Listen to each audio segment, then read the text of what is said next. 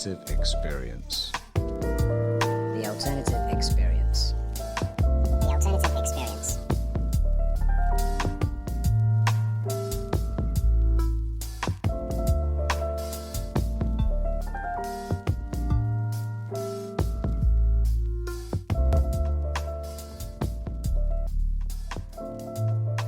Hey everybody, welcome to Alternative Experience. My name's Nicky Joe Eddivane. This is episode 18.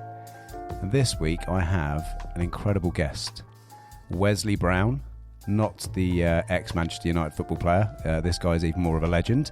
Now this is somebody I've worked with and worked alongside a lot in the past, and is now someone that I class as a very good friend. Now he's on the show today to talk about his latest venture.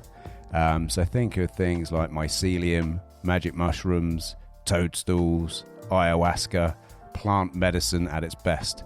Now I actually found out a lot about my long-term friend that I hadn't known before in this episode. It really was a great conversation, and I find out more about how these medicines have helped him to become the man he is today.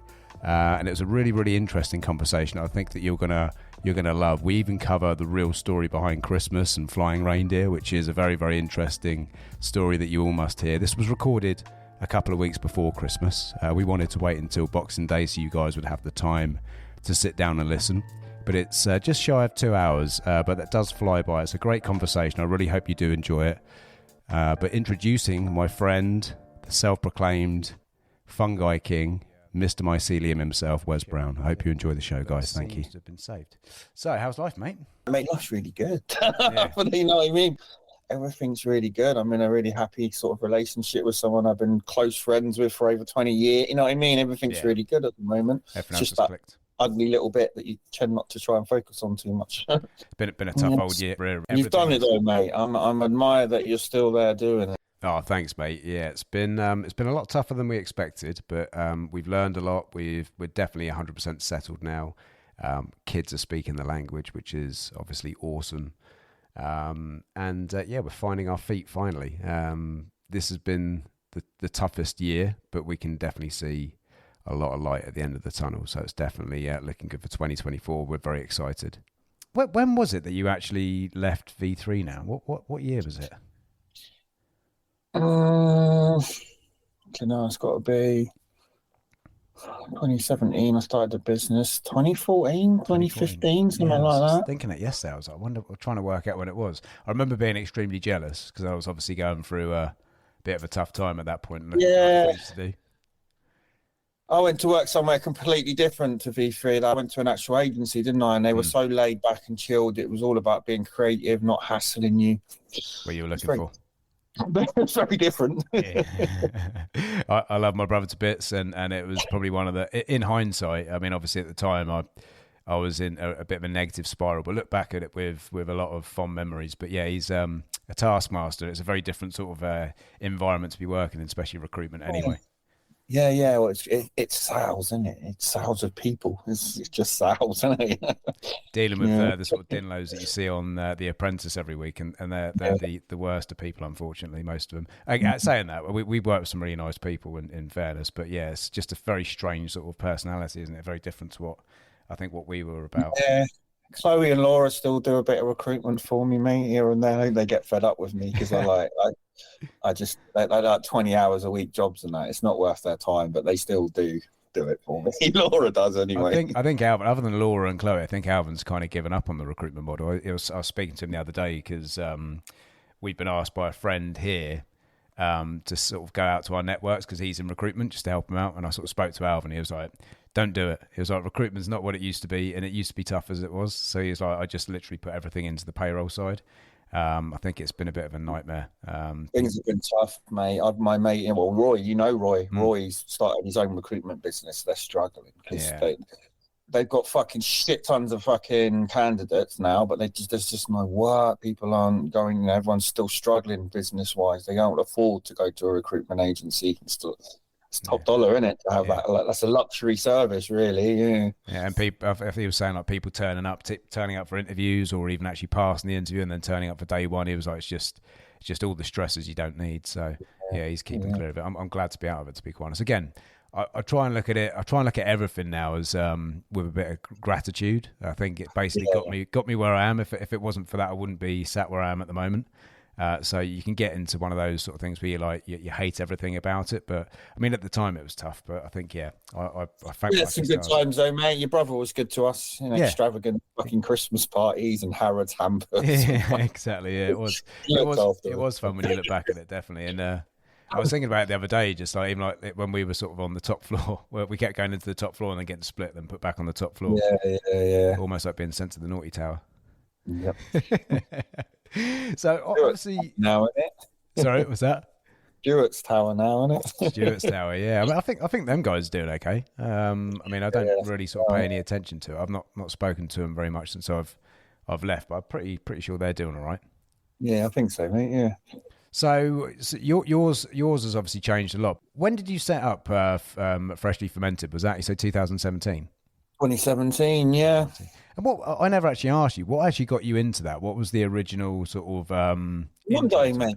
Yeah. So I was looking for all, when she had diagnosed with terminal cancer, I was looking for every fucking alternative gut health for everything you could find. And I just had loads of it. And then when she passed, I just ended up with loads of it. And I remember saying to Kirsty, I'm going to sell it on eBay. She was like, you'll never sell that crap on eBay. And I sold it all that day. And I thought, oh, it just organically went from there. You know what I mean? Yeah. Light bulb moment. Yeah. Now, I've obviously been doing branding for Alvin and the agency. So that I was used to building a brand. So I just thought at that time, there weren't really any brand, or there still isn't any brands doing it over here. No. Real shame, actually. I was looking at ours the other day, the fermented fusions. What a bloody great brand that was. Yeah, and it's still a shame, mate, because you still can't fucking do anything with CBD, and it's fucking. I've tried to doing it with the Amanitas at the moment. Same shit. Can't get no one to take payments. It's fucking nuts. There's same things happening. I've just been looking into it at the moment. It's happening in New Zealand already, and they've just passed a bill in Canada where they're putting it under the guise of regulating natural health. And I mean, in New Zealand, aloe vera, paprika, mustard, they're all on this natural health sort of regulation list. And they're taking it to the nth degree in Canada. They're looking to basically fine people extortionate amounts for not being regulated and all this kind of stuff. So they're definitely attacking it. And that started, unfortunately, literally probably about 6 months before we decided to set up Fermented Fusions.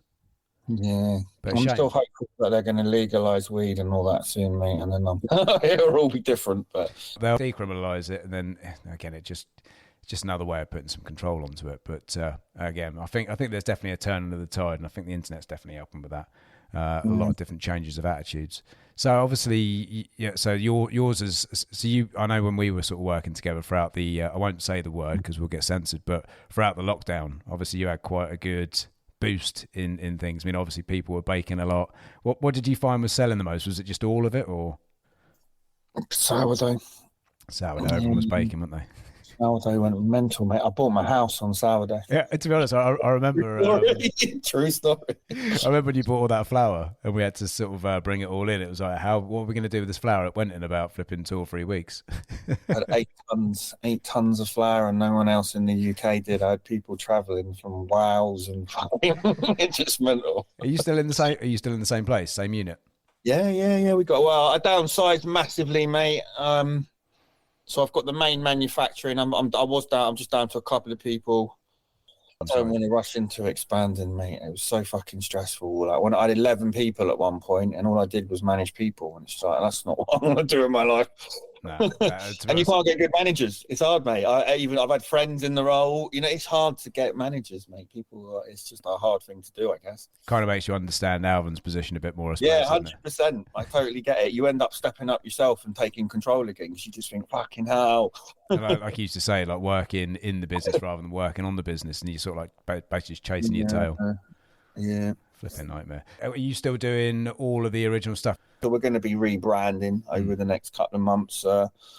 it'll be easy enough to do, mate. Yeah. So to go into a little bit, obviously, for the people that are going to be listening, obviously we're chatting because we know each other. Just so everyone that is watching, basically, me and Wes knew each other from old. He worked for my family recruitment business with me, so we did a lot of work together. I was in the recruitment side of things, and Wes was our sort of brand ambassador, and used to do all of our web design and all that kind of stuff. But then obviously you moved on, and when I sort of finally left the business, we'd kind of been in cahoots and contact with each other, because I'd naturally gone into the gut-brain connection because of my sort of recovery, I suppose. And I suppose there's quite a bit of sort of crossover, wasn't there? Obviously, you were doing the fermented stuff, and that was kind of where I was, and also the CBD as well. And unfortunately, we had the best idea possible, is putting CBD into fermented drinks, but literally about 2 months after the idea popped up, the Novel Foods Act was announced, wasn't it? Is that right? Yeah. Novel Foods Act, Jesus. And I don't know how many hours I spent trying to get that application put through. Got absolutely nowhere with it, and it just made it very, very hard to get any traction, didn't it? But again, I was looking at the brand the other day, looking at like the labels and just the whole feel of it. It was such a bloody good product, and it was flipping lovely. I miss it. I really do miss. I miss the blueberry water kefir like you don't understand. I wish I could get a drink like that now. I don't know what you've got in Portugal. You must have someone making it. No, but the thing is, I was thinking about it yesterday. There's loads of people selling kombucha, but you open the bottle and it doesn't fizz. So it's like no one's selling the raw stuff, the stuff that the real stuff. And I try and get it across to people that I've got some people that drink Captain Kombucha, and I'm like, it just tastes like flipping fizzy. It's like Coke. It's like a fizzy soda sort of drink. Yeah. It's a really bad example of kombucha. I hate them. Absolutely hate them. But that is all you get. I mean, I don't know if it's the same in the UK. You don't really seem to get any raw versions of it. And I used to explain to people when I was here, I was like, when we used to open our bottles, I used to show them, because I had some video footage of it, of these things just going off in the sink, and people are like, well, that's a waste. I'm like, well, it's not a waste, because that actually is the stuff that is good for your tummy. You've got all these other people drinking sort of Captain Kombucha and all that other stuff off the shelves going, it doesn't work for me. It's like, because it's dead. It doesn't actually do what it's supposed to do. Real flipping shame. Yeah. Real shame. It's a real shame with kombucha. It's very medicinal, and every batch is different to the one before.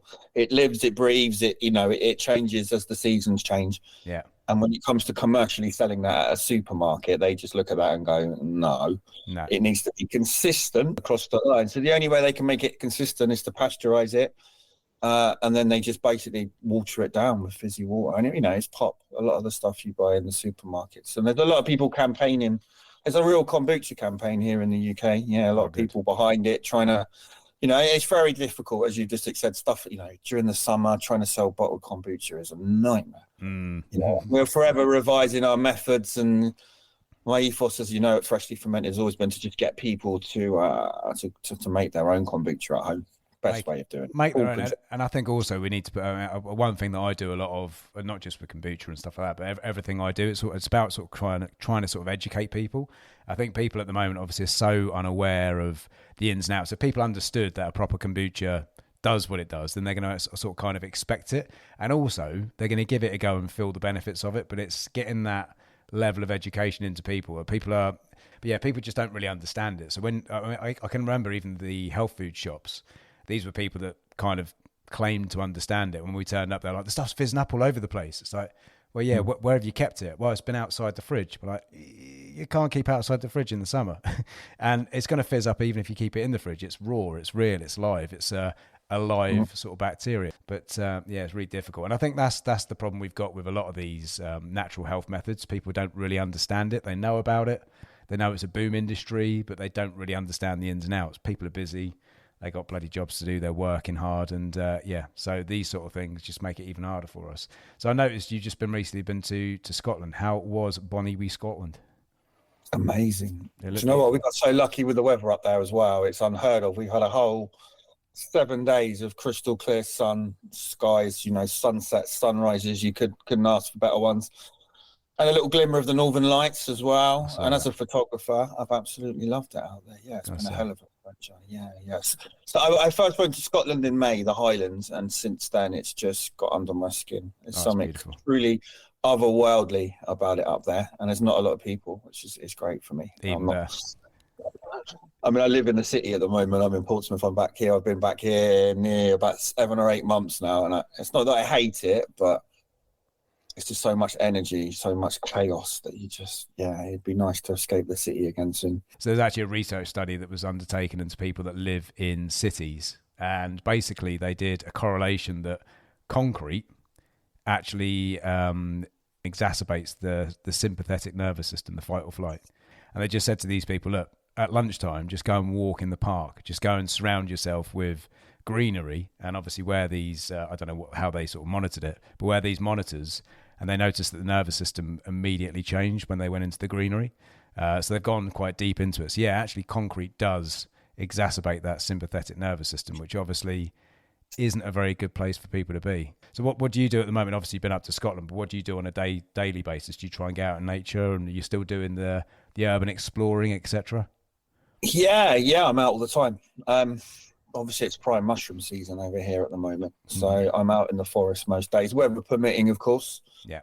I just try and get out to the countryside as much as I can. You know, obviously the premises where my unit is for work is over in Leon Solent. It's nice over there. It's quite quiet. You've got quite a lot of greenery. Yeah, you find ways, don't you? But Wales and Scotland have my heart, mate. Those two places. I love traveling up there as much as I can. Yeah. When I was back in the late 90s, I worked for Southern Electric, and they purchased Scottish Hydro, which is like the hydroelectric, and they're based in Perth. And we had to go up there for a week for training. And I mean, at that point, I hadn't really been off Hayling Island and Portsmouth, and going up there, it was kind of like, wow. I mean, I've not been up there since, but that's the only marker I've got for Scotland is Perth, and it was absolutely bloody beautiful. Really did love it. So where did you go? Since COVID, I haven't left the country. In all honesty, I haven't left once. Yeah. So, and I've discovered there's a lot to do in the UK. Yeah, so this time I was right up the North Highlands, you know, John O'Groats. So I've got a friend in a little village called Golspie, which is probably the last little bit of civilization where you can still get broadband, stuff like that. So he does my customer service, ironically, up there now. So it's still digital, isn't it? Yeah. So it's kind of worked out really well. But I've always got him in the Highlands as a kind of an anchor point. Nice. For the mushroom side of things, you can imagine Scotland, they grow like wildfire out there. Foraging. So I'm still mulling over the idea of maybe expanding, because I'm down south here. This summer wasn't too bad, but the summers get too hot. You know, we're running aircon. Counterproductive. It's not. It shouldn't be that way. No. So yeah, I mean, up Scotland, it never really gets warm enough for it to be an issue. So I'm just trying to look at logistics of expanding to the Highlands. And a reason to visit more often. Too right. And what sort of mushrooms are you sort of focusing on? Are you sort of like doing the lion's mane? You doing the turkey tail and? Yeah, lion's mane, turkey tail, and reishi are the main ones we grow. We grow a little bit of cordyceps, but it's not true cordyceps. So I'm always on the fence a little bit. I mean, we grow them in the vegan broths. I mean, we could be, I don't know if you know, cordyceps is the zombie mushroom that parasitic to insects, takes control, makes them climb high, and then burst their brains open and spores.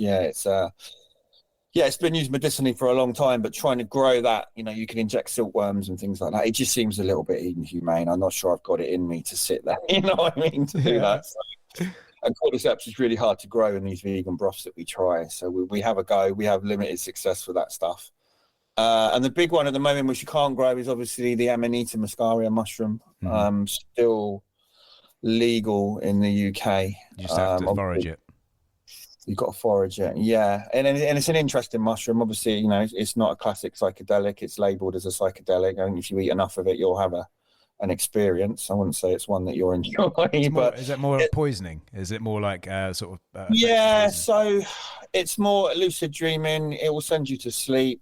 It actually puts liquid onto the brain, so you can get quite delirious. It's not at all toxic or damaging. You can't die from it, but you get people that end up in 3 or 4 day coma. So it's a mushroom that you've got to have a healthy respect for. But when you look at the other end of it in the small doses, and it works on the GABA receptors in the brain, like Valium and gabapentin and pre-gabs and all those big pharmaceutical drugs that are really abused at the moment. It works the same, and people are having the same effect. It's completely natural, it's non-addictive, and you can take it every day anything under a gram is like taking 10 milligrams of Valium. So people with anxiety are moving over, and at some point I imagine they will ban it in this country, as you can imagine. As soon as the big pharmaceutical companies catch wind of it, then and other countries already are across Europe. It's a sad thing. This thing has grown. It's a big part of our history, especially in Europe. Mm-hmm.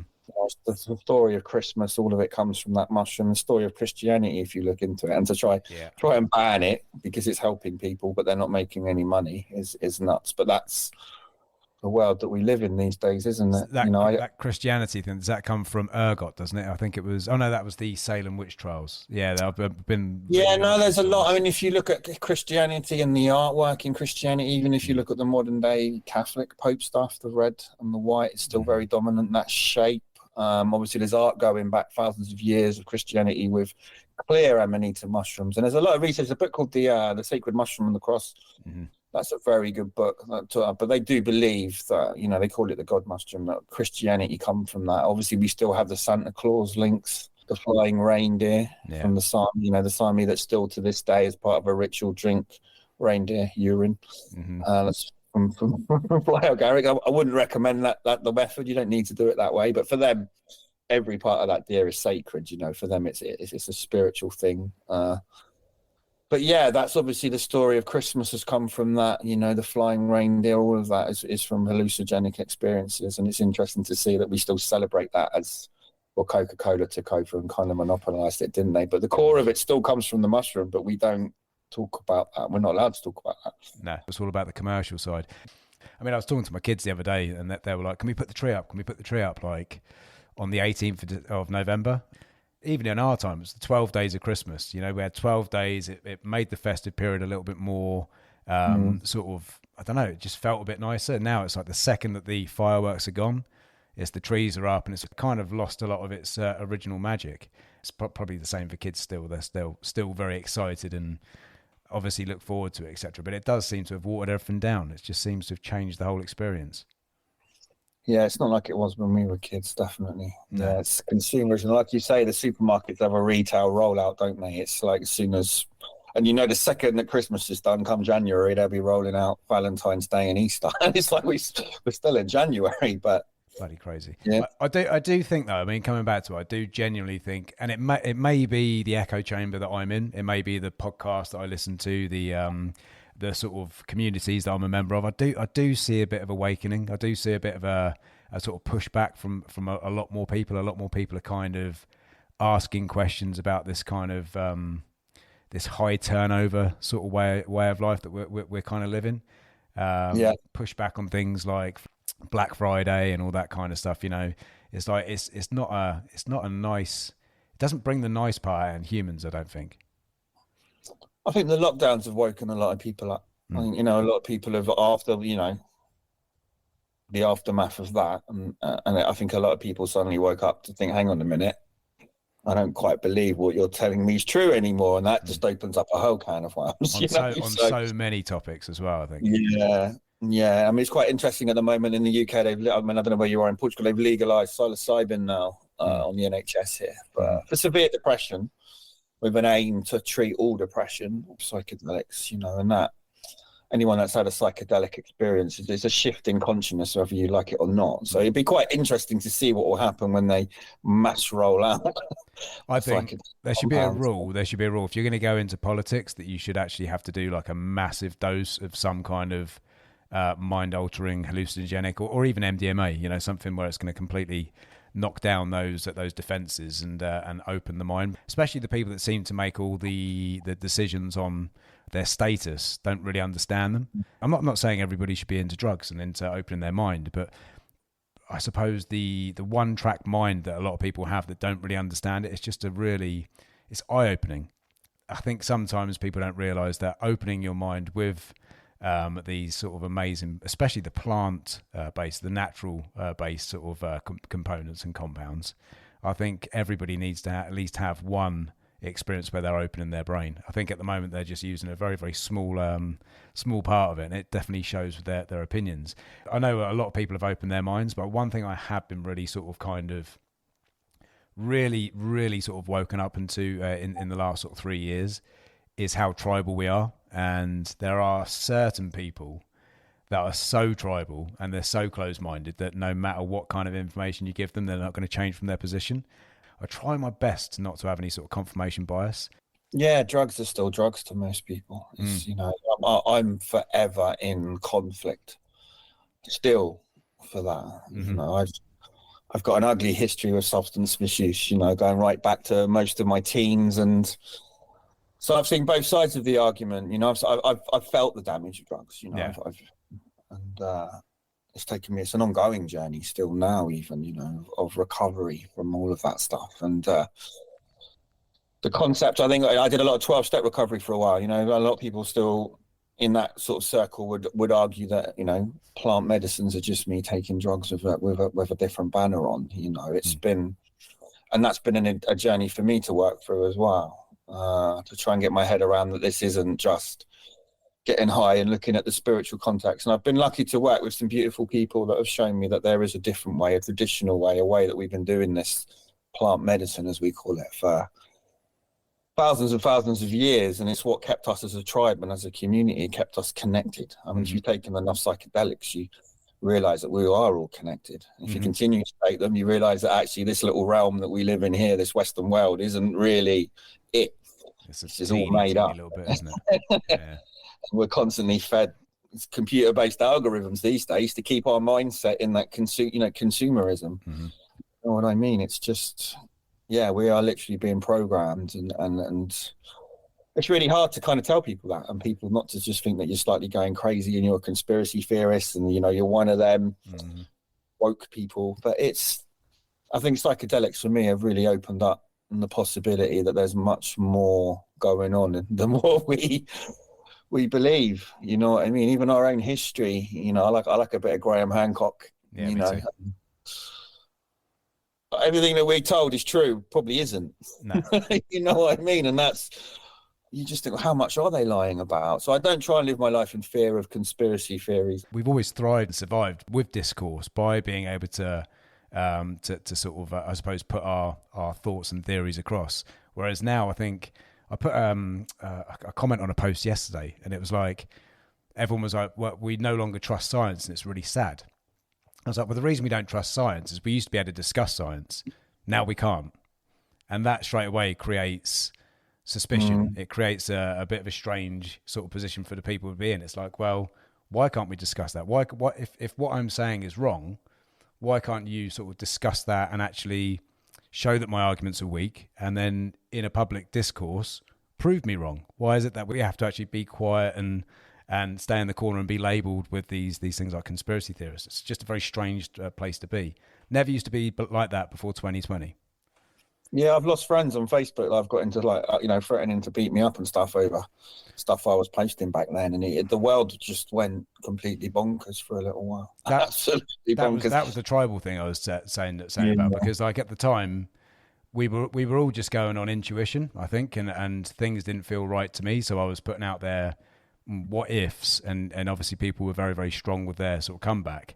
But then even now, with all the information that has come out that we know, people are still sort of stuck in their ways and still digging their heels in and still believe in that narrative. And it's like, again, I know a lot of people have woken up and they have changed their way of thinking and they have moved with the new information. But it does surprise me how many people still are digging their heels in and sort of choosing just to, I don't know, keep those blinkers on and carry on as if nothing happened.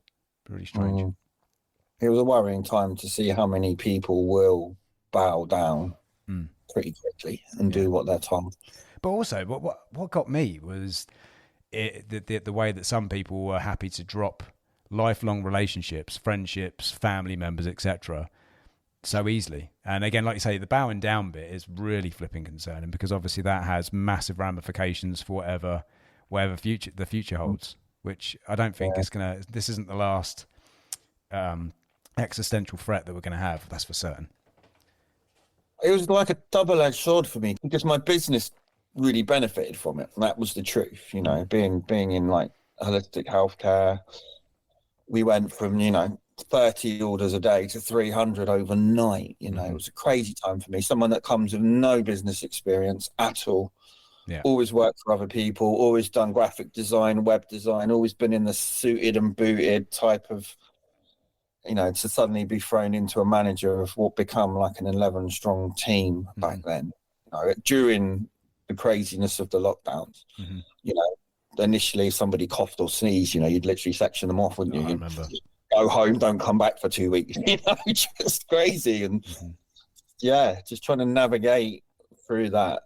Some people took advantage of that. I had staff members that would constantly be off and I didn't have a leg to stand on. And then you had those that soldiered through no matter what. And it was a very strange time, a really strange time. I know you kind of come on board for a bit towards the tail end of all of that as well. And then I come crashing back down at the end of that. And then it's really, for me, just been those baby steps now of trying to build it back up. And a bit definitely a lot wiser than when I started. I've got, best part of 7 years business under me now. So I know a better way of doing stuff.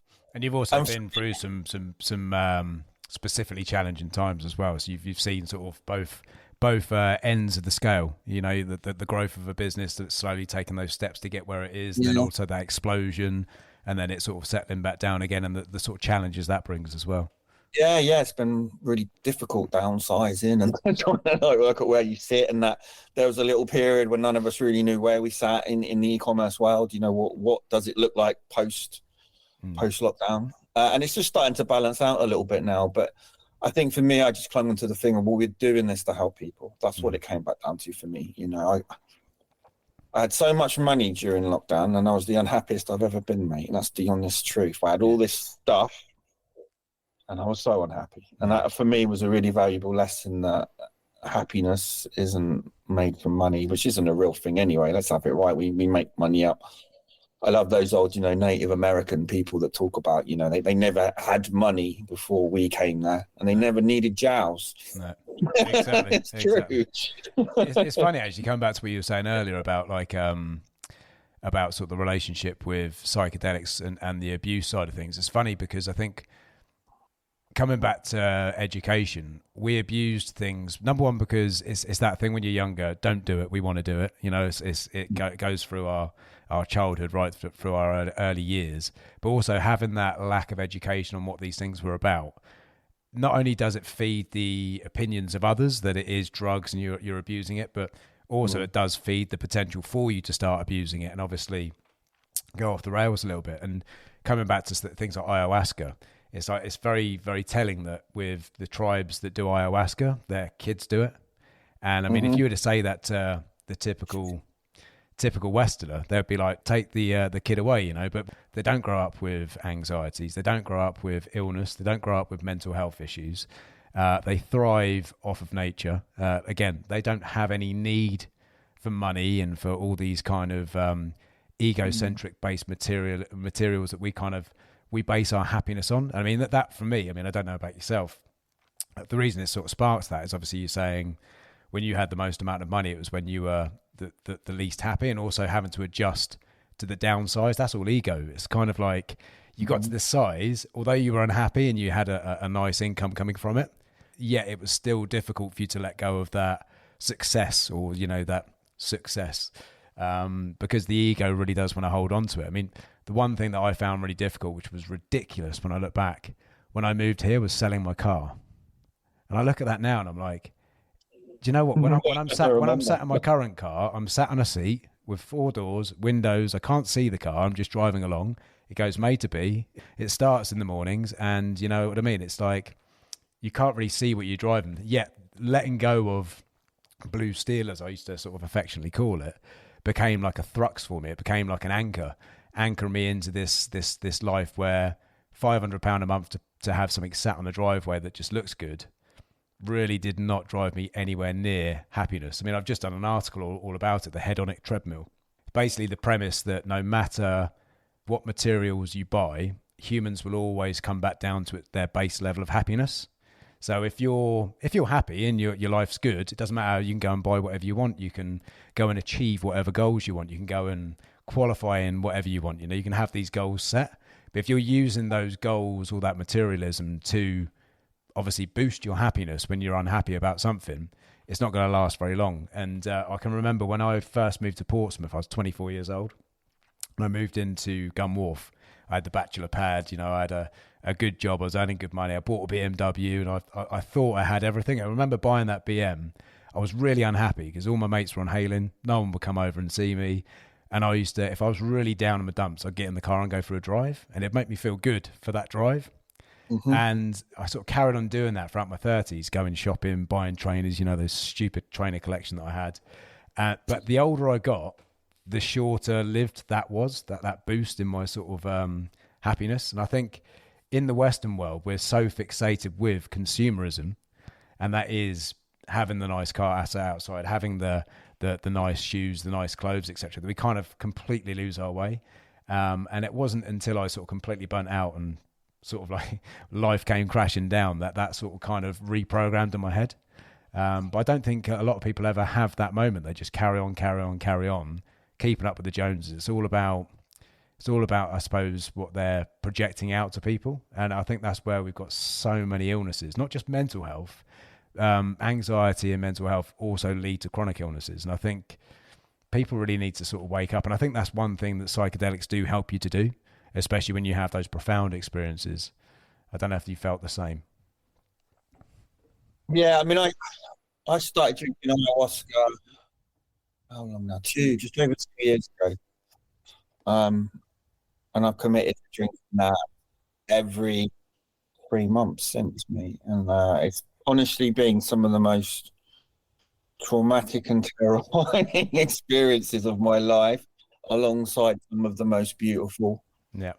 I often have moments on those ceremonies where I'm questioning why am I doing this, but it's been life-changing for me.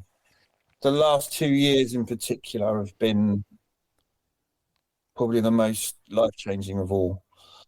To come from my background, and what I was thinking earlier, I don't actually know how much from your background because I worked with you and your brother. I was always quite closed doors on my past. I come from council estate. I was on hard drugs really young. I was shooting heroin by the time I was 13. Crack, all of that.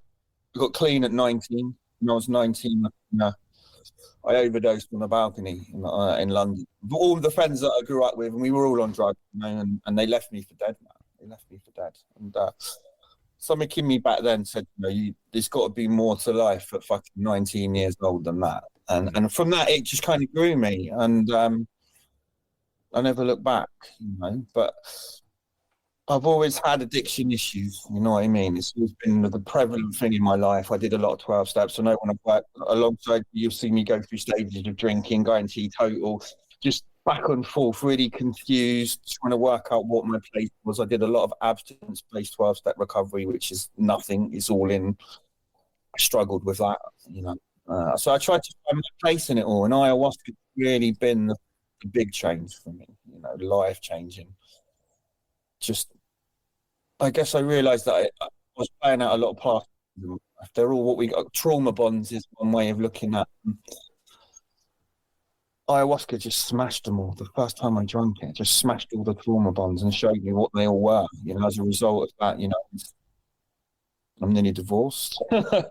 There's been some absolutely groundbreaking revelations to me, you know what I mean? And it's been really difficult to integrate and process all of this change for me. But I realised that most of my life has been about codependency and a not good enough contract.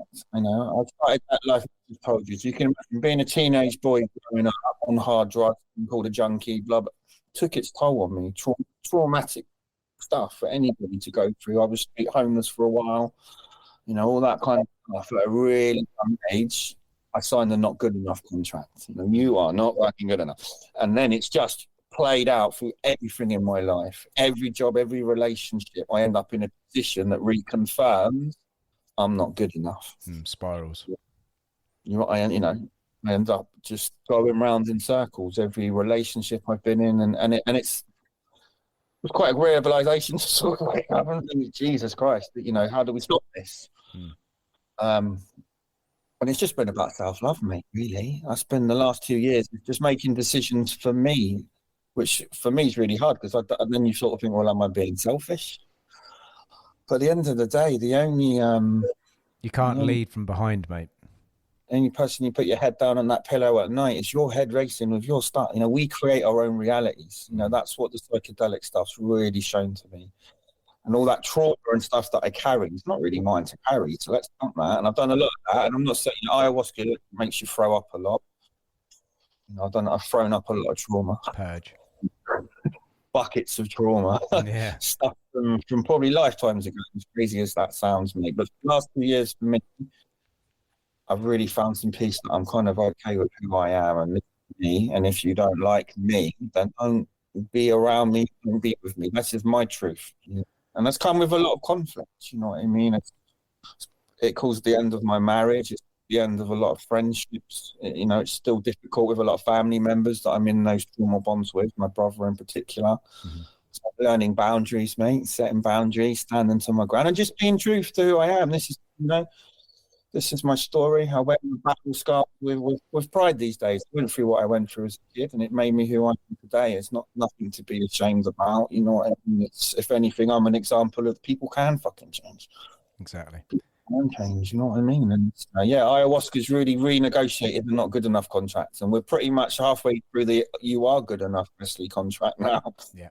That's been absolutely life-changing, mate. Absolutely life-changing. Recently done an article.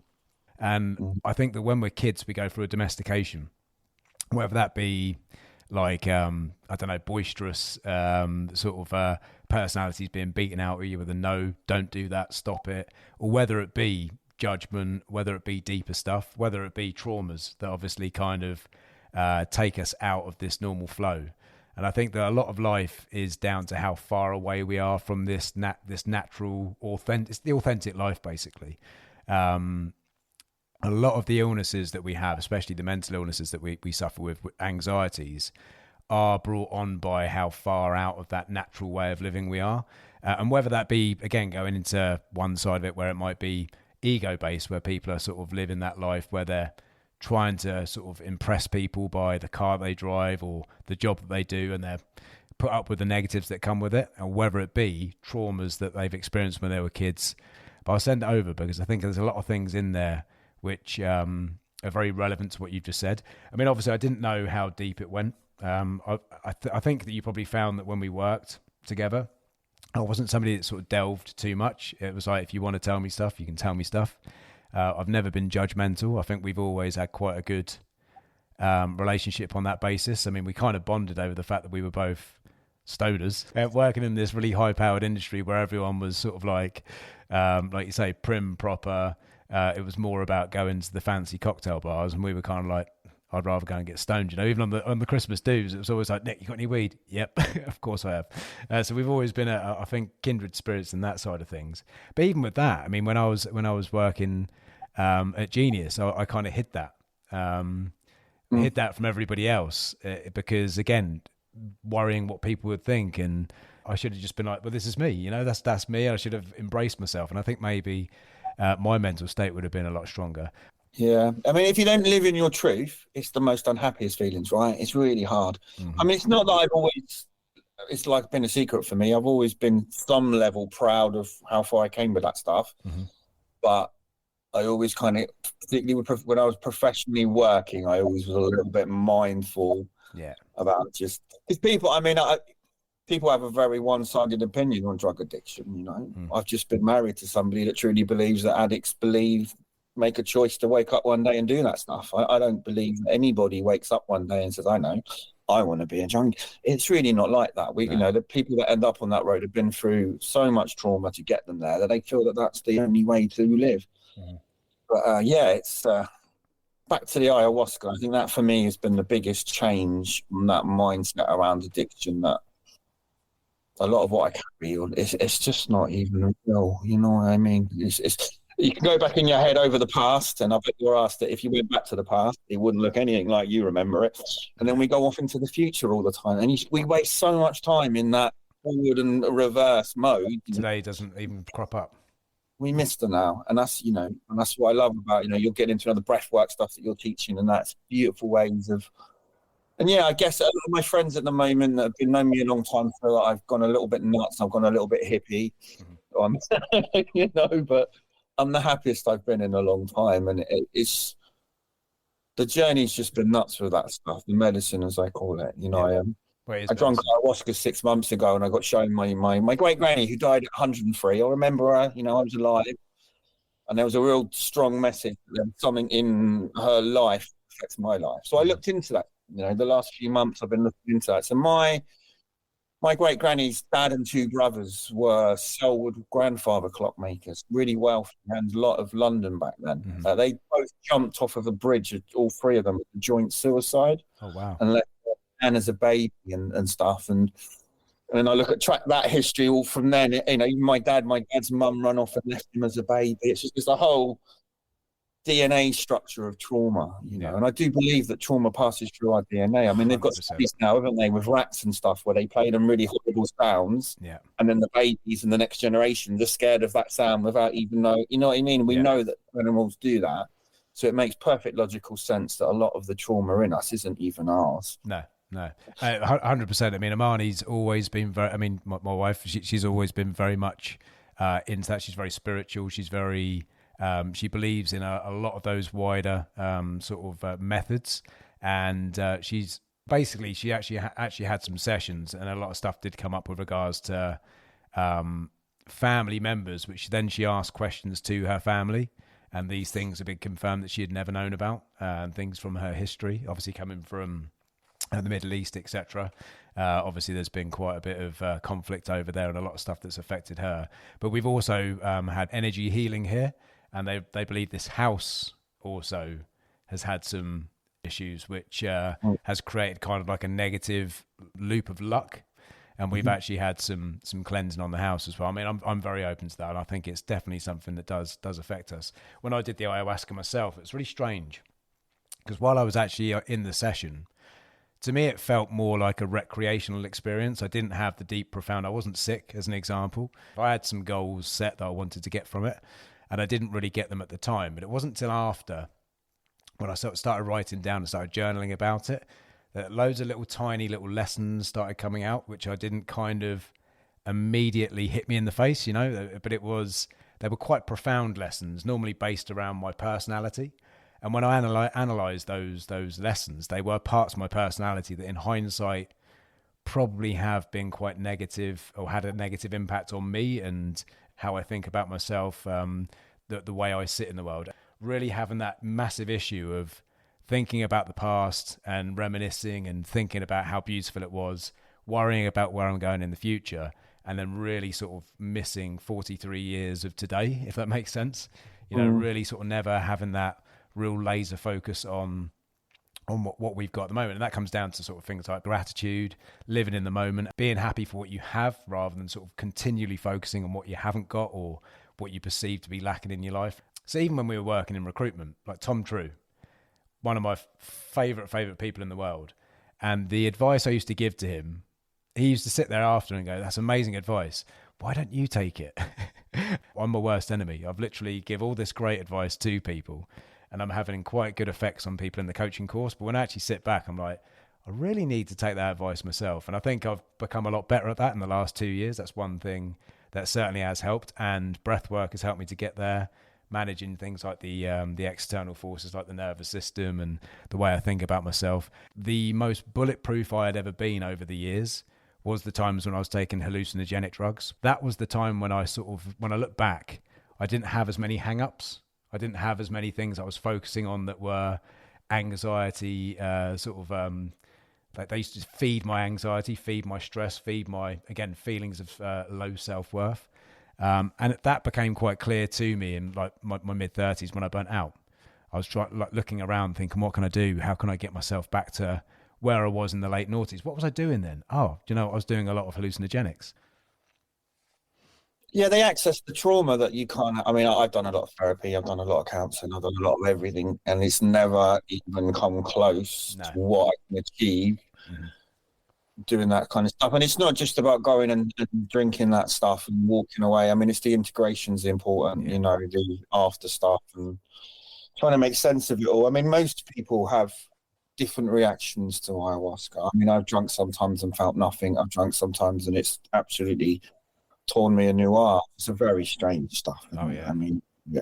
And it's It's not an easy ride as well. I think, you know, some people really struggle, like really struggle with it, and it takes a lot of courage to go and drink that stuff. It's not. Yeah, I mean, the first time I drank it was the most terrifying 14 hours of my life. You know, I was in a bad place in my life anyway. I'd always heard about ayahuasca. You know, and I always thought I'd go to the rainforest and drink it one day. And then I found a UK contact, and I booked this thing in and did the interview, and you know, and it was all part of a university trial and all of that, which was great. And my marriage was really struggling at that point. My wife and me, we weren't meeting each other's needs. The communication had broken down. It was a crap place to be, but all of us, you know. And I was drinking more, and I was, you know, and I ended up falling back onto cocaine. You know what I mean? I did cocaine a couple of times. And the morning before I drank, I woke up, I had a dirty hungover. I drank a whole bottle of whiskey, man. I had a massive fight with my wife. Snorted a line of coke to get me there. And turned up at this place, drunk ayahuasca, just absolutely threw me a new ass, mate. The most horrific thing. Told me all about myself, possible future outcomes that could happen to me and my son. And I remember sitting there the next morning and phoning my mate, almost crying, just saying, because you know, when you drink, you usually drink more than one night. You do a few in a row. And on the second night, I was just like, I can't do this. I just cannot do this. And I did it. I ended up pushing through. But yeah, it's difficult. I mean, the last time I drank was these beautiful Colombian shamans, and they make you drink tobacco water. It literally 8 pints of tobacco water I had to drink, one for each chakra. I've never been. I don't get on with tobacco at all. I did wonder, because if I smoke tobacco, I get dizzy, feel sick, and throw up. I wondered if eating it would be any better. It's not, especially 8 pints. And it made it horrific, absolutely horrific. But then afterwards, I did feel pretty good the next day. It's nuts. It worked. They obviously use tobacco in the medicinal way like that and stuff. But yeah, there are moments when I'm doing that stuff, and I've paid good money to do it, that I'm really questioning my decisions. You know what I mean? When you're throwing up over a bucket. Mm-hmm. But these days, mate, I just have faith that these people know what they're doing, and you see the benefits from it. Yeah, but it's been life-changing in ways I'd never thought. You know, I mean, it's really expanded my consciousness to that there's other realms going on that we don't see. Just sometimes I catch myself, mate, and I just think, have I just completely gone mad? Is that, you know, have I drank this stuff and I've lost the plot? And then there's other times when I just think it's just so beautiful, mate. I got a mate that I drink with, and his favourite saying is, you know, the brilliance of it all. Every time we drink. You know, I called it. Marnie said to me, "What was it like?" I went, "It's pure bonkers brilliance." What I tended to find is when the music was playing, everything was beautiful and pink and purple, and it was all Aztec kaleidoscopes where I could see the music. It was really, really bizarre. I could see the music, and then when the music would stop, everything would go dark and colorless and strange and back to normal and empty, and then they'd start playing again, and this whole ambience and warmth and beauty would come back.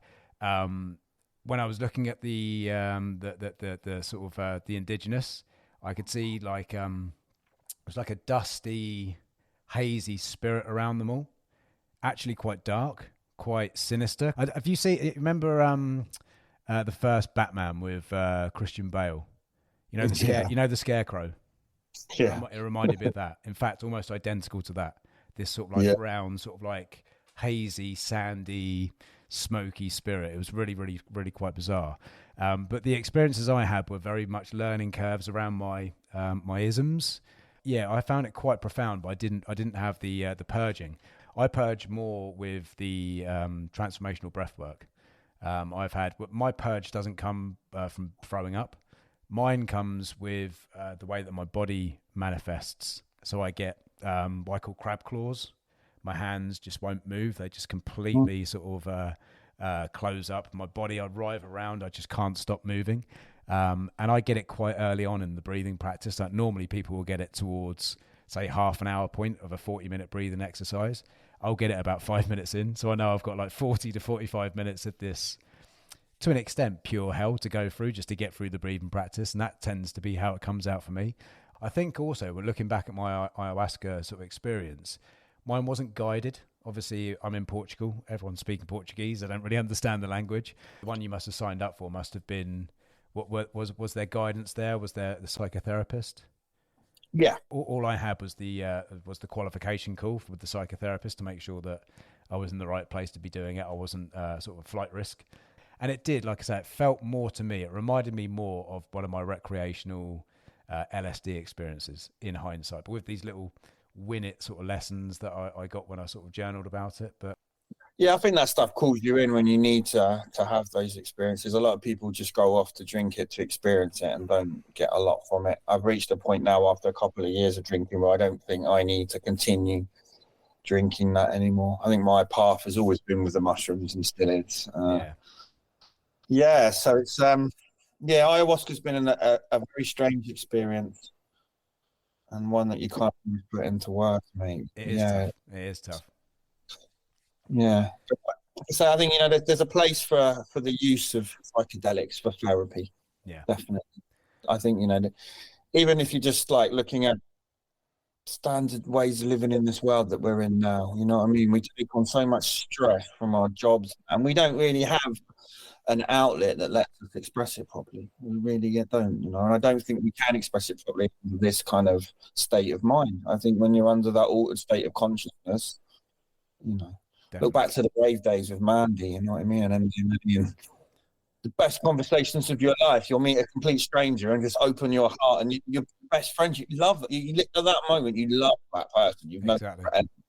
And those experiences are really beneficial. And that was like therapy. I mean, that's what I was saying to you earlier. When I look back at when I did feel my best before my burnout, my mid-30s, it was always when I was doing those mind-altering sort of substances, and the discovery of ease. I couldn't wait to get on that dance floor, dance, meet people, tell them I loved them.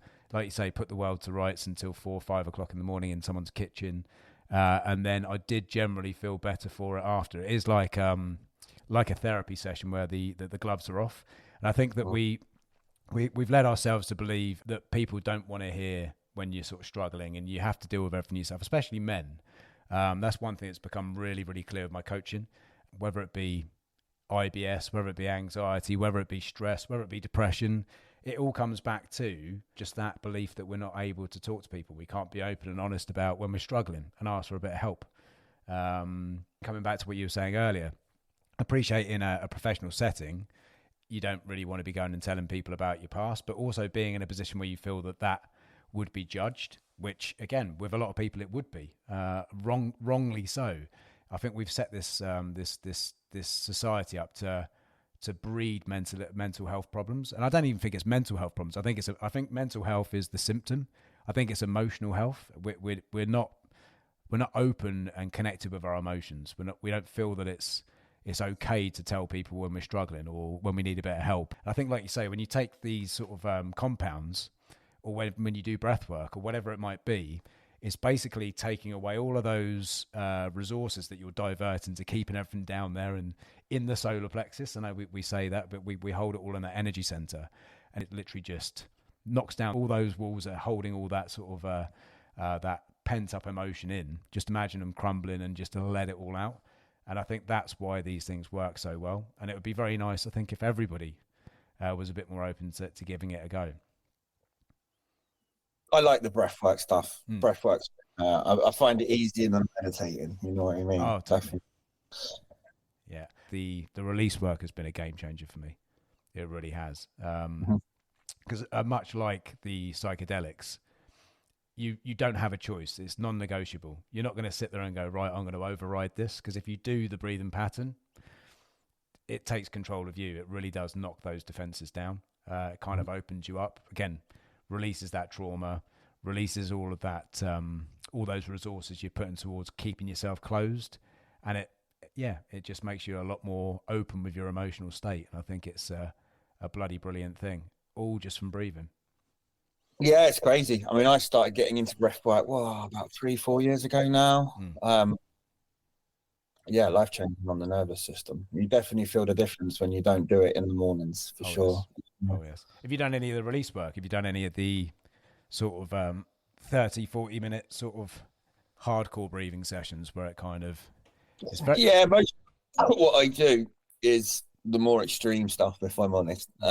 So a lot of that Wim Hof stuff, and then I do a lot of the soma as well, where you hold it on that out breath. Mm-hmm. And obviously the science shows that it starves the brain of oxygen, which then releases DMT to compensate. And that's when you get those real spiritual Lucid kind of moments. Yeah. Yeah, definitely. Yeah, I mean, the nervous system stuff I do, the day-to-day stuff is just about, I mean, whether you're someone that's struggling for energy, whether you're climbing the walls, whether your anxiety's kicking in, whether you're sort of stuck in that fight or flight, it's just managing what state your nervous system's in, just getting you get to balance, getting you through a normal day to day. But yeah, the Wim Hof method, it's trauma release. It's just about, again, knocking those walls down, releasing all that shit that we're sort of holding in, which is just having so many sort of knock-on effects, so many detrimental effects further down the line. And whether that be, again, just your nervous system state, whether that be the acute and chronic illnesses that people are suffering, it's unbelievable. I just really sort of recommend everybody do it. I wish people have a bit more understanding about it as well, because I talk to people about it, they're like, oh, that's woo-woo. I'm like, it's your breath. It's the way you breathe in. Breathing really shallow into their shoulders. They're just really firing up that nervous system when in their day-to-day, and they wonder why they've got acid reflux or they can't sleep at night. And it's like, well, if you understand how that nervous system works, it's just absolutely life-changer. It's a game-changer for you. It's impossible in the world where I live. It's impossible not to get into conflict just walking around. You know, my nervous system's always fighting or flighting. Yeah, always being fired up.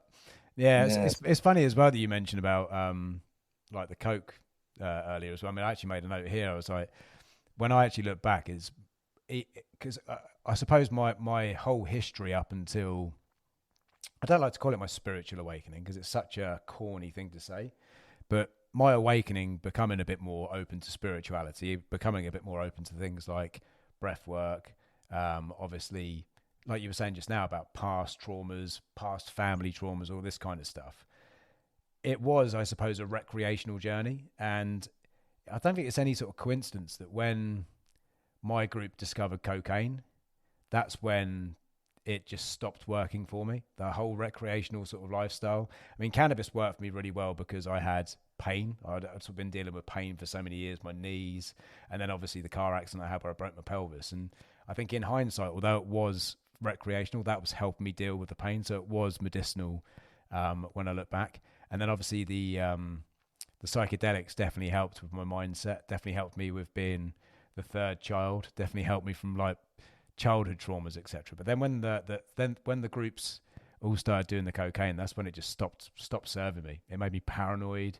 It just completely changed my whole experience with it. It's you don't really realize it until after and you become aware of it. But that's one that I don't think works that well, especially in the form or the way that we do it in the Western world. Yeah, it's an evil thing, mate. It really is. I haven't enjoyed cocaine for a long time. I found myself in a place where I'm doing the stuff and then, you know, literally paying £40 to feel anxious and paranoid. It's, what are you doing? Yeah. So I'm thankful that that's no longer part of my life. And if I'm in a place where I'm thinking about doing that stuff, something's wrong. That's a big red flag for me in my life. You know, over the years, I've got pretty good at pulling myself back from those situations. Mine took until, again, everything sort of culminated in my burning out. Me sort of 2016, 17, when I sort of just went and just plummeted down. I kind of sort of took a step back and I was looking at everything. At first I was putting on the weed. It was like, I'm smoking too much weed. And in hindsight, it probably wasn't that. I think mine was just being in the wrong job for a long time, being a bit too stubborn to admit it and move on and find something else. Also being stuck trying to think, what is that new thing? And luckily for me, my burning out sent me on a journey of recovery, which actually became my thing. So I'm kind of lucky that I fell into it that way. But I think there are so many people out there that are living lives that aren't serving them, and they don't know what else to do about it, whether it be working in an industry or a job that they don't like, or I don't know, hang around with people that aren't serving them. One of those big sort of realizations you do have to have with things like ayahuasca is actually dropping relationships that don't serve you. That it does come with some big decisions, some really big decisions. Oh, yeah, you can do that without drinking ayahuasca. It's just that it's like a rapid fire way of the end result. It's almost like getting 2 years of therapy condensed into a weekend. You know, that's what my experience is. And I think a little bit of self-worth, you start to believe in yourself, then you realize that people are taking the absolute piss out of you. And why are we friends? That's where it got to with me. You start looking at, well, hang on a minute, what do I get from this? It's all me. It's just, and those sort of codependent friendships, and they serve a purpose for me. Codependency is because I don't feel enough on my own. I need to latch on to something else to make me feel, and that's the same with the substances. If you talk about cannabis is my last, I guess, the one that I'm still struggling through. I totally understand where I don't smoke anywhere as much as I used to, but it's still my way out of reality. I don't like the reality I'm in. I have a little smoke and I don't care anymore, even if you know what I mean. And it's really hard to get out of that, and I'm always fighting with it, struggling with it, and it's a nice little niggly little bit. And I've had lots of time over the last few years where I've stopped these lengthy periods of time, been really proactive, loving life, and I go back to an old coping mechanism. But yeah, cannabis is a funny one, isn't it? It's got loads of medicinal benefits, but it comes as a price. It's like a naughty teenager, sticky energy. That's what it's like. It's, like, oh, I'm not doing it. Like, it's just, I just cannot be asked to do anything, and it's really hard to get rid of that energy. And I love it. I absolutely, I love the smell. I love the taste. I absolutely love it.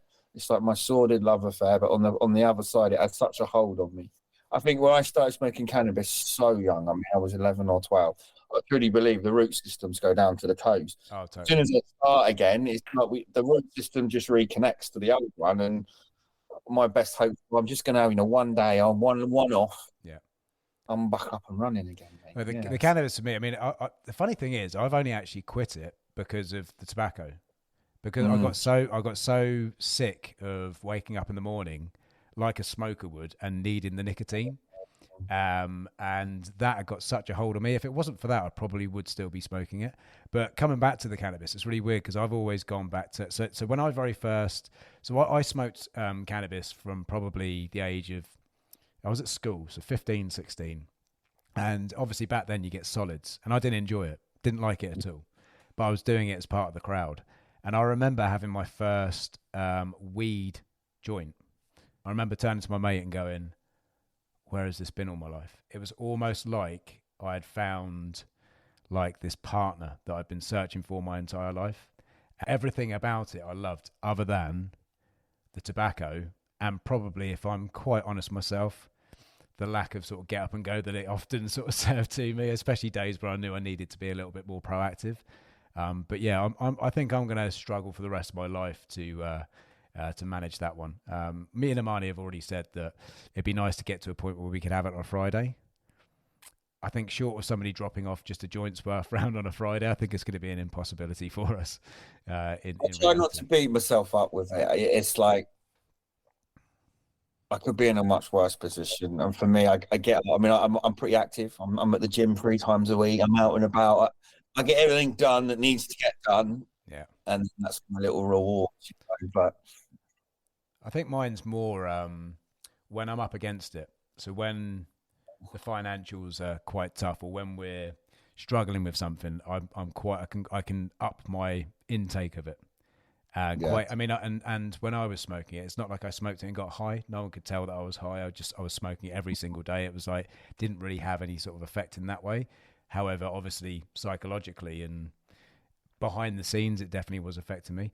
When you're sort of up against it, and again, we had quite a few, we brought on quite a few challenges coming over here, and obviously getting the new business set up and stuff. And I was starting to look at areas where I could try and optimize my performance a little bit. And I think I do have a relationship with cannabis where it's been a massive part of my life.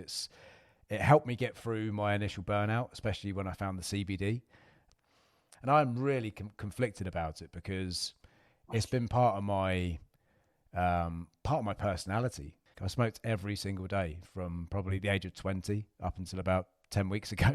So when you look at it, when you got stuff to do, when you need to be productive, when you're really up against it, weed is the worst thing to help you with it. But at other times, like I say, it's a love-hate relationship, and I've just reached a place at the moment where I'm just okay doing what I'm doing. You know what I mean? It's like I beat myself up because nothing's ever good enough up here, is it? We're always trying to. I was on a retreat recently with a shaman, and he was this guy from Colombia, this old boy, really full of wisdom, you know what I mean? And he was laughing, you know, 'cause I was telling him, you know, I keep drinking ayahuasca and doing my breath work, and he's just like, us Westerners are like constantly looking for enlightenment, and it's like a fish swimming around in the sea looking for water. Yeah. And he was laughing. He's like, he said, you're already enlightened. It's already in here.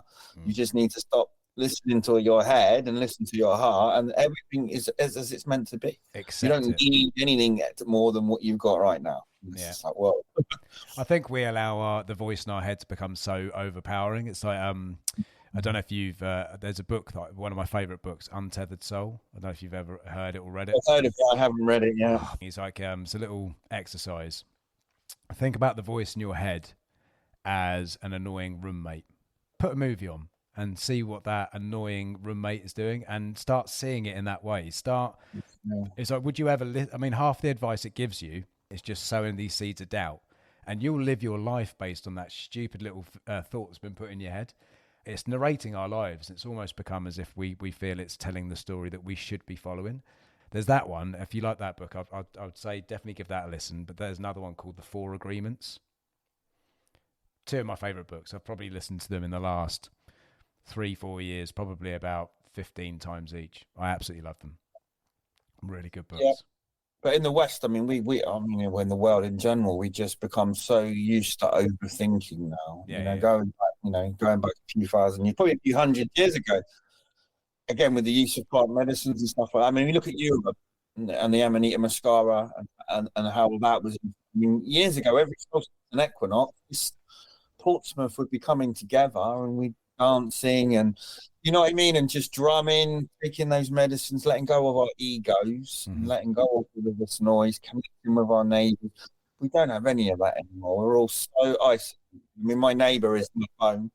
I don't know about you, but it still has its, I wake up in the morning, my eyes are glued together, and I wake up and phone, and you just think, wow. It's so powerful, isn't it? And all that thing's trying to do is give me bad news. It's very rarely good. No, it's unbelievably powerful. Yeah, we would have come together on a larger basis, but actually, even if you think about every night, I mean, our tribes would have been 20 to 100 people maybe, and every night it would have been so the day would have been spent out there hunting, gathering, getting the food for the evening, and then it would have been about cooking the food, eating the food in your tribe, sitting around the campfire, listening to stories, going to sleep on the earth, connected to the earth, grounding our bodies all day long, waking up as the sun came up, really sort of having all of these sort of natural cycles and being, again, we were part of the earth. And I think even like little things like the invention of the rubber sole is one of the most evil things that's ever happened. It's really sort of disconnected us from even just the frequency of the earth. We don't ground ourselves to the earth's sort of natural current every day. If you do that, inflammation can't exist in your body. So even down to like the physical side of things, the physical negative impact that's had, we've just become so disconnected from the world that we live in. Yeah, a lot of it's changing. I think a lot of people that were shouting there was a conspiracy theorist now are on side. It's weird how things have changed recently as well, isn't it? Yeah. But I think a lot more people since the lockdowns have started to care a lot more about their overall health and well-being. I mean, there were some tough times for everybody. I mean, it was isolation at its best, wasn't it? And it just the aftermath of that, I think, still being felt. I think a lot of people, it was sink or swim, wasn't it? A lot of people sort of came out and thrived, and a lot of people went sort of further into it, whether it be further into their tribal narratives, or whether it be further into, like you say, sort of going within themselves. I mean, my business, I see a lot of people that are coming out of that, and they're sort of really sort of dealing with the negative side of that. And I think also a lot of people realise that to make massive changes to their lives. Yeah, I think if anything from the pandemic, we'll take a few little glimmers of good stuff. There was some good stuff for people's changing, but yeah, it's been a really weird few years, isn't it, for everybody trying to look at what we all do now after this, and worrying still that all that might come back one day. So hold us. Over here in England, we've got these 15-minute cities being built. I mean, Portsmouth's one of them. They're busy with that. You know, there's lots of promise that there's no way in hell that they would limit us to our 15-minute cities. But you think, why is it there then? and I get, in some respects, I get, you know, the environmental crisis and stuff, and that they need to work out what they do with it all. But trying to limit people and pin them down isn't really the best move, but they've proven that they can do that quite easily. So I mean, even that's become a fucking another divisive football. I mean, again, you can't deny that there's change to the climate, but you can definitely deny or look into why. I mean, if you look over the very small window that they kind of base all of this on, since the industrial era, we've done this, but then you expand that out. Again, Graham Hancock style, and go even further back into our history. And of course, the temperatures are rising. We're still coming out of an ice age. Yes, it's like the end of the ice age. It's going to continue rising. If you look back at the history of this planet, it's been a constant up and down. Mm-hmm. How much of that is due to us? I'm not saying we we helped a little bit. One thing I take from this planet is that it will just wipe us out and start again, as it has done. That's my opinion. It's like, number one, this is the greenest time that we've seen since the 50s, because the more carbon you've got, the more food you've got for plants. The way that it works. We flatter ourselves when we think that we actually have the control that we think we do. And I think that there's far too many holes in too many of the arguments, which, again, they're off limits. They should be being discussed. When you've got like the original founder of Greenpeace coming out and arguing against it, and actually arguing very, very eloquently, I think the very, very least we should be doing is talking about it. Coming back to what I said at the start, I'll never sit there and say that I know anything for sure. You can only go on the information that's available to you, what you're told, what evidence is put before yourself. But you can never actually say with any certainty about things that go back millennia, the Big Bang or God. I don't know.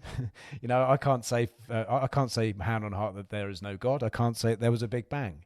I can only go on the evidence that's put in front of me, and however, you've always got to be open to alternative narratives. I suppose in our lifetime, we've gone from certainty that the Earth started at this point, humans started at this point, and we evolved at this sort of rate, to actually all of that being completely blown out the water. Either way, we've got to be open to the fact that what we thought we 100% believed could be wrong. Well, a couple of 100 years ago, we didn't even think there were dinosaurs. Look where we are now. It's just, we've got a lot wrong, yeah. Mate, 100 years ago, we didn't even have half the illnesses we've got now. And then, I mean, it's not even up for debate. When you actually look at the rollout, again, off subject, a little bit of a detour, but when you look at the rollout of like pharmaceutical drugs, and you see the change in our health in exact unison with that timeline, how there aren't more people out there going, that needs to be investigated a little bit further. I mean, that's obviously where my starting point being in natural health. It's like, when you look at it, and it's not even like the conspiracy story, it's actually the official story of what happened to natural medicine. It's still on Google, the highly censored Google. Even that tells you that there's something that isn't quite right about the sort of direction that we've taken. And either there's some very, very stubborn people that just want to stick to their narrative, or there's, again, something a little bit deeper going on that we really need to sort of be a bit more aware of, because it's affecting our health, our emotional health, our mental health, our longevity. And one thing that we can't argue with is there's certain people that make a lot of money off of the basis of that being continued. Yeah, we got really good at like extracting components from plants and stuff, didn't we? And giving you just that on its own. But I think a lot of, as time's gone on, we've gone to realize that it's the whole plant, the on-charge effect of everything in it that the body uses. But yeah, Western medicine, obviously, my thoughts on it, it's a money making. If everybody got well, they're not going to make no money. It's the world's biggest subscription model.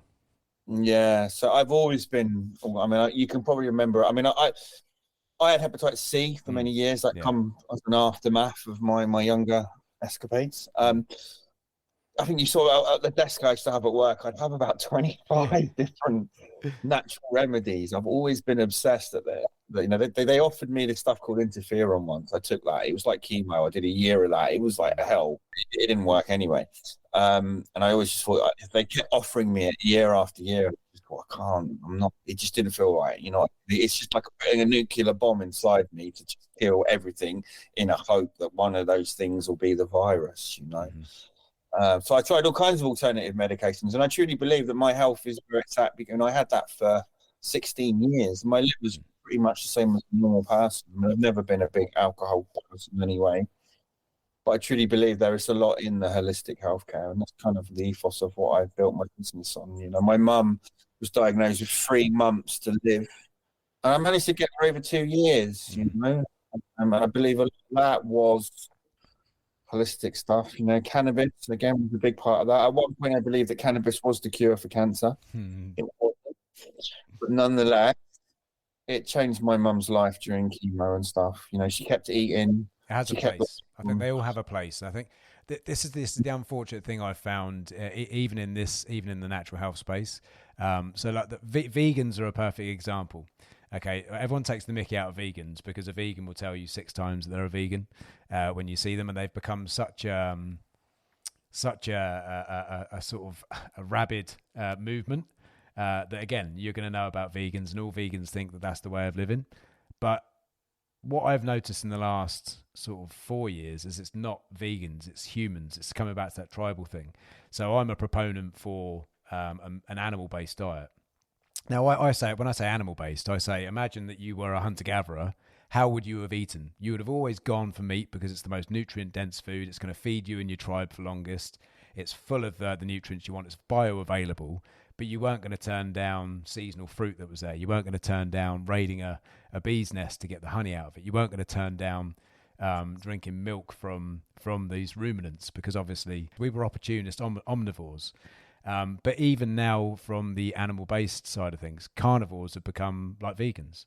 Now, the carnivore diet is amazing for anybody that's ill. Anybody that's been eating processed shit for years, anybody that's got autoimmune issues, anybody that's got these problems, carnivore is definitely a way to eat for a short period of time to get rid of that. But I don't believe in it long term. I think we need to have a bit more of a selection. We just need to go back to what we were doing when we were hunter-gatherers. And that comes with regards to everything. Grounding to the earth, waking up with the sun, starting a circadian rhythm, doing all these things that our biology sort of relies upon. I've just noticed that no matter what it is, whatever movement it is that people decide to represent, people are always going to go to my way is best. It's like the saying that Stuart Richardson used to say all the time, opinions like arseholes. Everyone's got one, and we all think that ours smells like roses. It's like you've got to be open. You've got to be open. You can't be fixed. You can't get fixed in anything. We've got to be open to new information. We've got to be open to being wrong.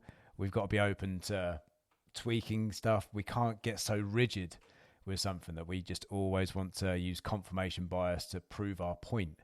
Yeah, vegans are dying off a little bit these days. I think there's still the die-hard ethos people, but it become a bit of a trend. Yeah.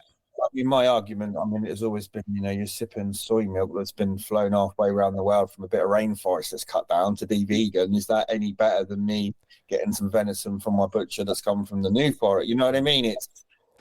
It's really funny. Around, I think it was about 6 or 7 years ago, the Beeb did like a documentary, and it was documenting the detrimental effects of monocrop agriculture. I think it was, it must have been about 6-7 years ago. I mean, I'm using that as a bit of a guesstimate, but it was really interesting because what they did, they set up insect traps around the farms and left them there for a few days. And when they went back, the only insects they caught were flies. So they've worked out that obviously it was just completely killing off all the sort of diversity of insects in the area. But now obviously the narrative has kind of shifted to, I suppose, attacking meat. That documentary has become very, very hard to find. I can't find any evidence of it anywhere. So there's a guy that you've probably heard him on, Will. I can't think of his surname, but he's been on Joe Rogan a couple of times. His surname's going to do my head in. Will Harris. Yeah, Will Harris, that's it. God, finally. White Oaks Pastures, if I remember rightly. But it's basically one of these regenerative farming sort of methods. They're carbon neutral. They don't use pesticides. They literally they actually try and keep things alive as opposed to trying to kill things. It's a much smaller holding, but it's all grass-fed, sort of like free roaming animals of all kinds. So they're obviously mainly beef, grass-fed beef, but they also have pork. I think they had chickens as well. But yeah, all 100% sustainable. They move the ruminants from piece of land to the next piece of land to keep the soil quality up. Obviously, it wouldn't be able to sort of manage the current need that we have, which is where I think the problem is. Fast food and sort of poor quality processed meats, etc. But I think what would be very interesting to see is if there were like numerous smallholds like this in each area, would they be able to sort of cater for the local area? I mean, at the moment we're going on about climate change, but we're happy to ship a sort of steak from Argentina around the world. I mean, what sort of impact is that having? I mean, things like that just make me suspicious of the whole thing. It's like here in Portugal, got a water shortage. However, you go down to all the sort of like the Golden Triangle, and they've all got water fountains and water features and multiple pools, and it's like, yeah, if we've got a water shortage, I'll start seeing it when you start emptying the rich people's pools. Yeah, just take everything with a little bit of a pinch of salt and just be open to being wrong. You know, I've changed so many things over the years. When I first burnt out, it was like CBD. You know, I was like, now I've started looking at it. Well, CBD is good, but it's also just symptom management. It's no different to the pharmaceutical approach of dealing with symptoms. You need to be getting to the cause of those symptoms, and that's why things like breath work, release work, talk therapy, journaling, you know, all these kind of things really, really are more effective than taking something to deal with the sort of the issues that you're suffering with. Coming back to what you were saying just there about using plant medicines, they're an amazing vehicle to get you to where you want to be, but really actually acceptance of yourself, you know, self-love, dealing with the cause of that imbalance in the first place is really what you need to be focusing on. Otherwise, you're papering over the cracks.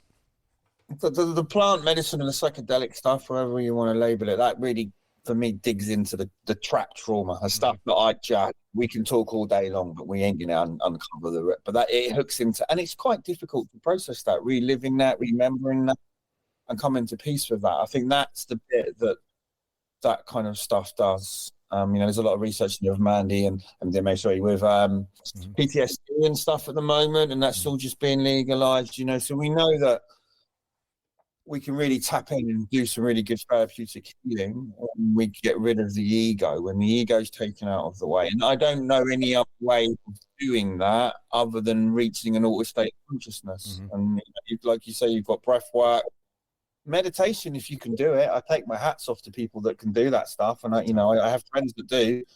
You know, they'll go on a 3-day meditation retreat, and then I just think, wow, I couldn't do it. I'm not there yet. No.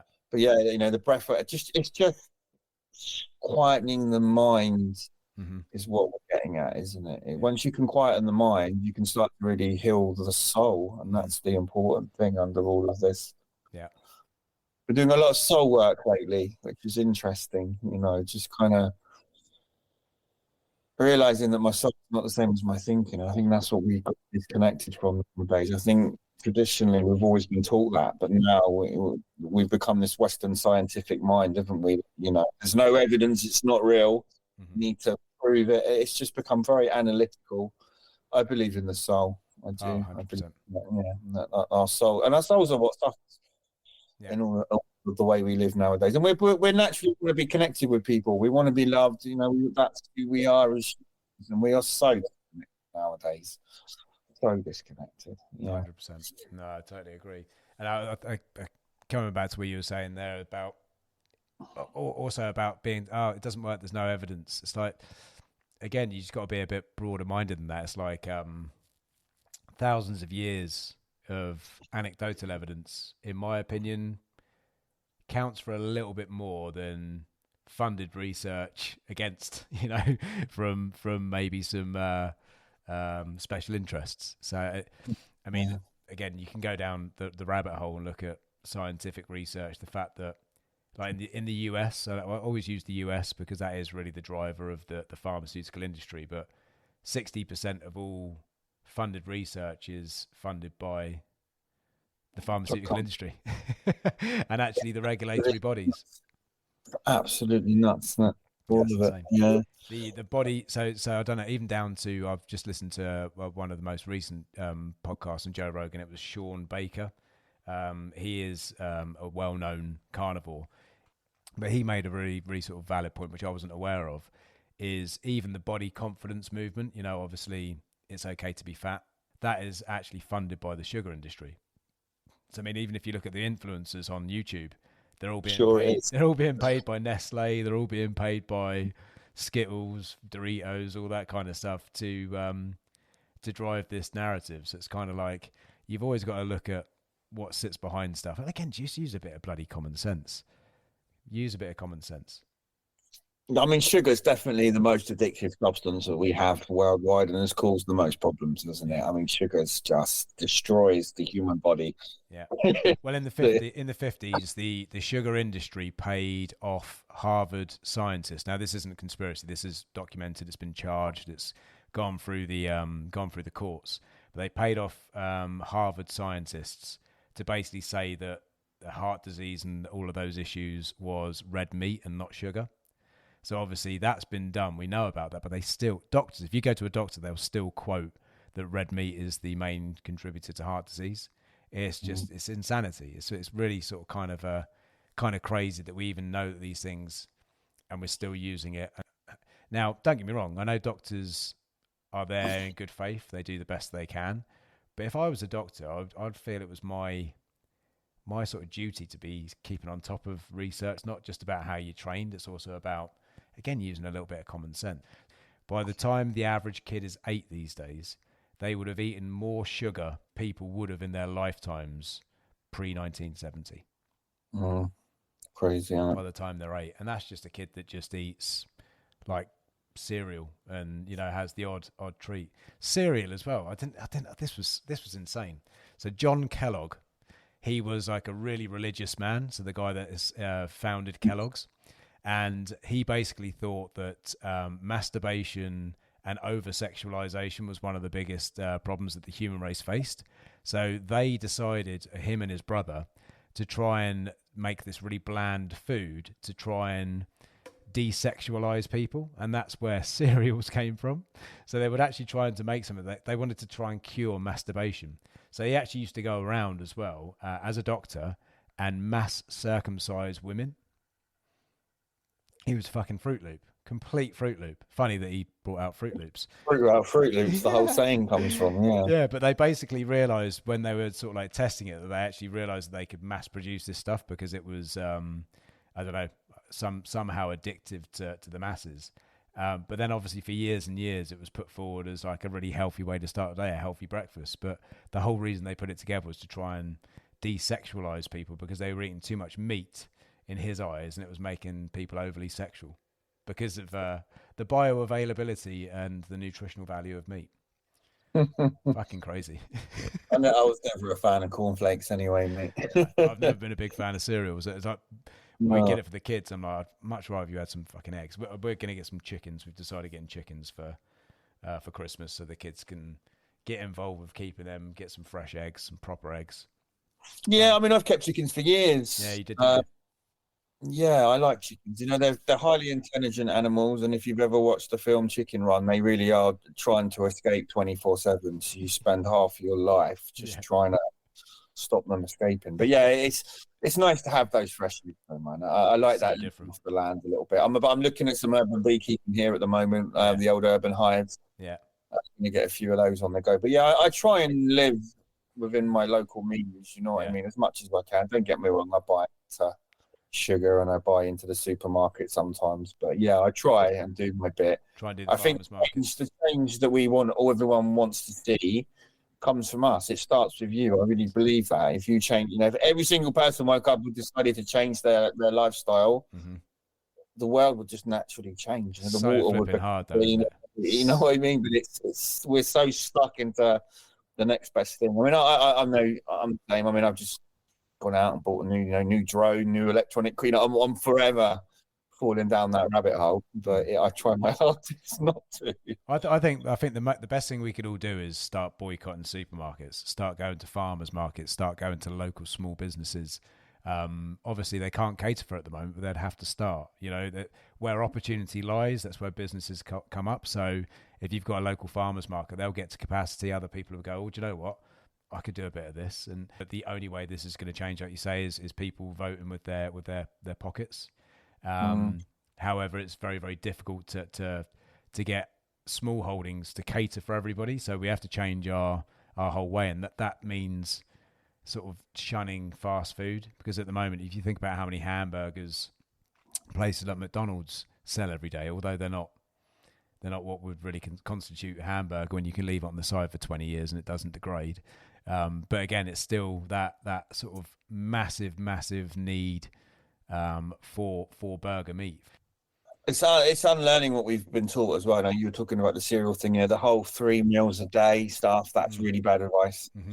The human body was never designed to, it keeps us unwell. It's been proven your body needs between 12 and 13 hours of not eating for your blood level and your insulin and all that to come. I mean, how many of us are going to bed at 10 p.m. eating out the fridge and getting up at 7 and eat? It's our body's not having enough chance for the insulin to reset. So, and the food we're eating is full of sugar. So the end result of that is 17 hours as well. We've got this thing called autophagy fasting, where your cells turn I'm inside. big on the old intermittent fasting. I don't eat. I'm not. To be honest, I find it easy. I've never been a big breakfast. I can't get up first thing and have a massive breakfast. No. So now I don't eat midday, and I try and wrap things up latest 8 o'clock. And that's. I eat once a day. I eat in the evenings, so I eat at dinner time. I have like a 6-hour window where I eat as much as I need to. Sometimes I can get away with one meal and maybe a bit of fruit. Other times I'm eating pretty much for that whole 6 hours. I listen to my body. It's like I eat nutritious food, and I also take certain supplements that I know my body needs. And if I'm craving something, it's because I have a deficiency of some sort.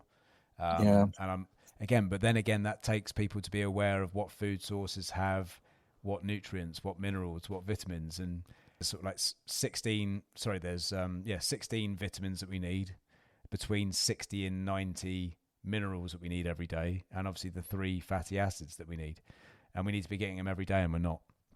People aren't doing it. So being satiated isn't about having a full belly. You can eat 40 McDonald's, your belly will be full to bursting, but you'll still get hungry because your body's crying out for minerals and vitamins that it needs. It's more about, so that's why the animal-based diet works very well.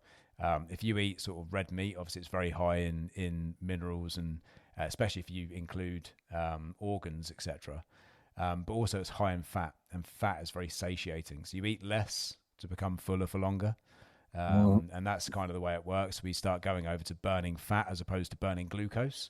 Our body only really needs a small amount of glucose for brain operation, because our brain relies upon glucose. But you can actually get that as well from animal foods. It actually eating organ meat will actually metabolize and it will actually create glucose in the brain as well. So you don't even need to eat glucose. I personally choose to include it, fruit, because I like fruit. And I like to obviously have a little bit more of choice in my food. But if I could, I would quite literally eat ribeye steaks all day, every day. I've done some time on strict keto diets over the last few years. I'm just eating hardcore red meat and fat, and I have to be honest, I did not struggle at all with that. It's just really expensive. Exactly. And it's really hard.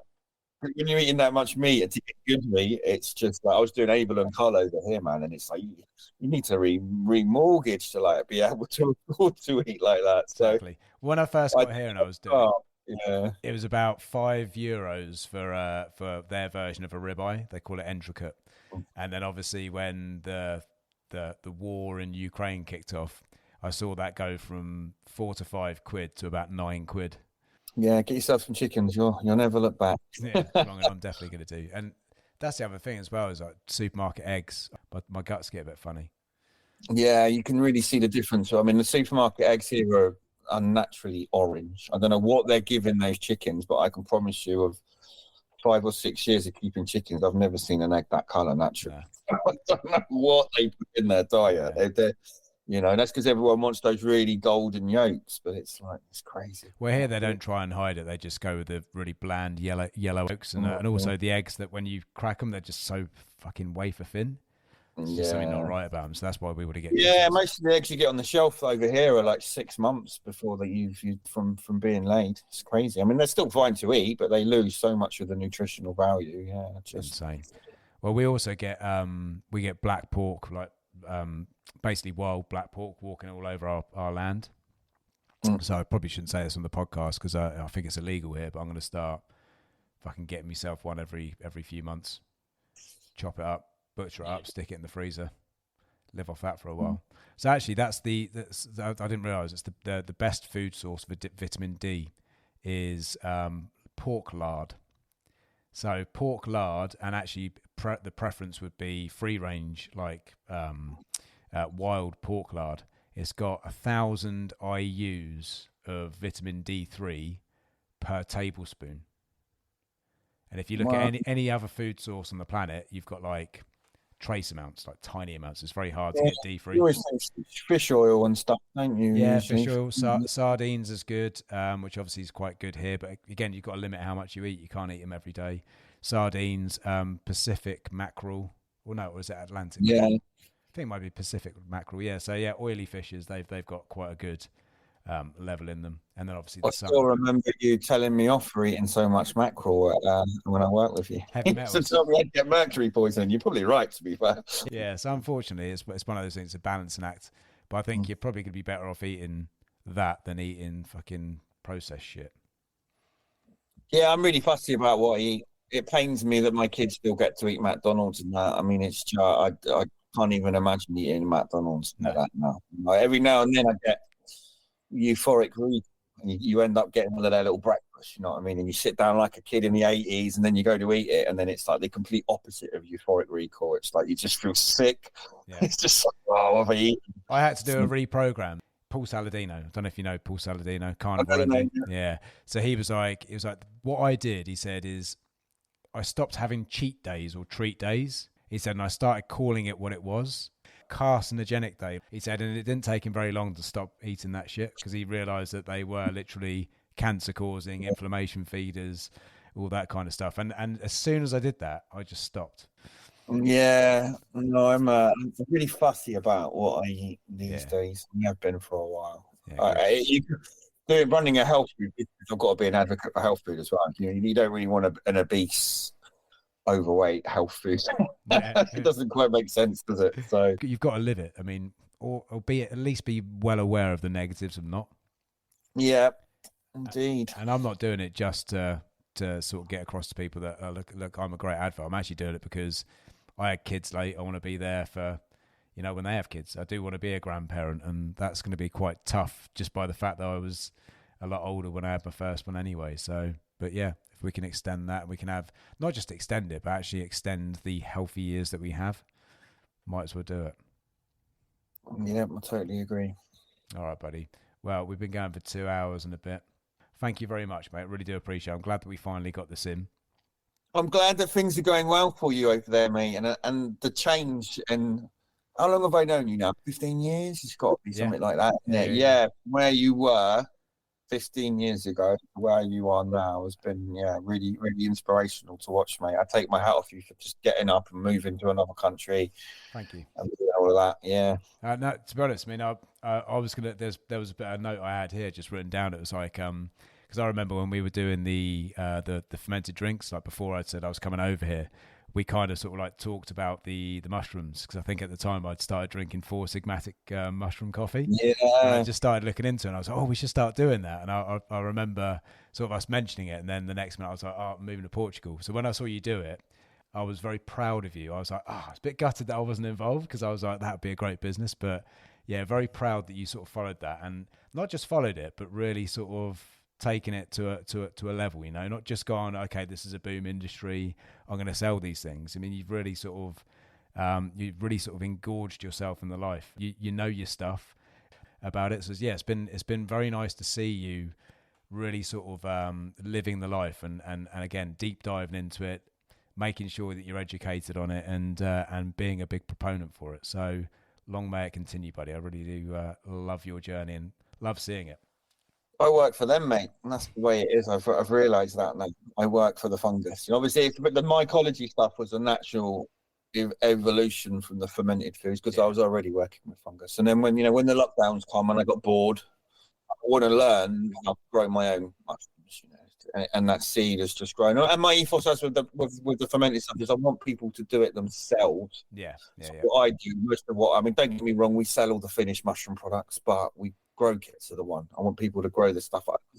Mushrooms are such an easy thing to grow as well. They really are, and it's the movements are changing. Obviously, there's the psychedelic side, there's the anti-cancer side, there's the stuff now with lion's mane, dementia, and Alzheimer's, and we've only just touched the surface of what's possible with the power of mushrooms. And we just got to get over that fear of mushrooms.